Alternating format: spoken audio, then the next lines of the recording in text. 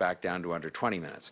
I don't think I realized how stressful it had become until I found myself singing, it's open, with tears in my eyes as I sailed down the Gardiner at 80 kilometers per hour. Thank you for getting it done early. As a result, I get to spend an extra half hour with my daughter this morning, and every morning after that, these things make a difference in people's lives. The man from Toronto Hydro sitting next to me at the meeting this morning said, oh, well, you know, by the way, when we were discussing this, it's made a huge difference in my life. And he lives out to the west and comes in and just said it's made a big difference, a manageable difference. And I think you saw some of the tweets. There were some of them sent by people in the media just saying it made a big difference. So, you know, that's why we do these things. I've really tried to emphasize with this committee again this morning, and I think, you know, they understand now that what I'm really trying to do is find every possible occasion we can to make things just a little bit better and a little bit easier for people, even if it involves a reasonable investment of public funds. And, you know, it's about people getting home to their families sooner. It's about them getting to work on time and this kind of thing. I think that's my job. You know, whether it's to do with roads, whether it's to do with food trucks, whether it's to do with transit, whether it's to do with all of these things, taxis, to make people's lives just a little bit easier and make sure that government isn't the one that's sort of saying we can't do it any differently, we can't do any better, because I think that we can. It's complicated. But I think a lot of the time it rests on a foundation of common sense.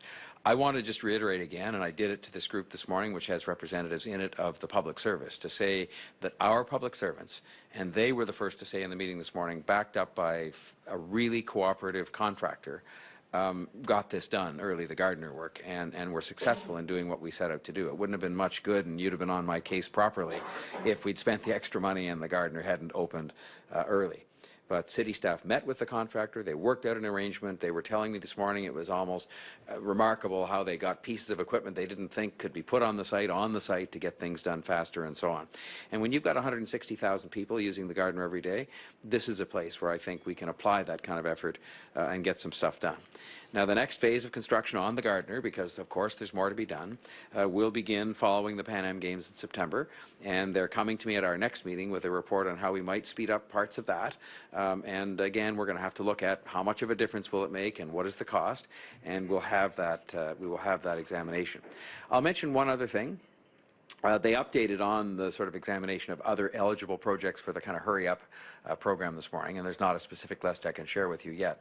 But they also said something else that's interesting, and that this has, to use the expression that was used in the meeting, this has sent a shockwave through the contracting industry in Southern Ontario, because they now realize, because things are being done differently at Toronto City Hall, where they're saying there is a premium on getting things done on time and on budget, and they are going to be looking for ways to speed things up, that this is making a very substantial difference in causing them to believe they're going to have to change the way that they do business.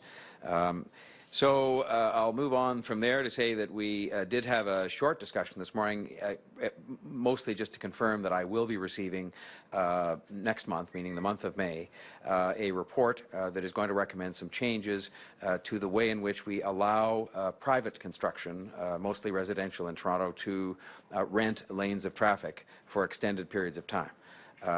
My wish was to see an examination of that issue such that it would both place more restrictions on the ability of private construction companies to tie up these lanes of traffic for long periods of time, and to perhaps offer some financial incentives to them to get out of those lanes and get traffic moving again faster than they have been over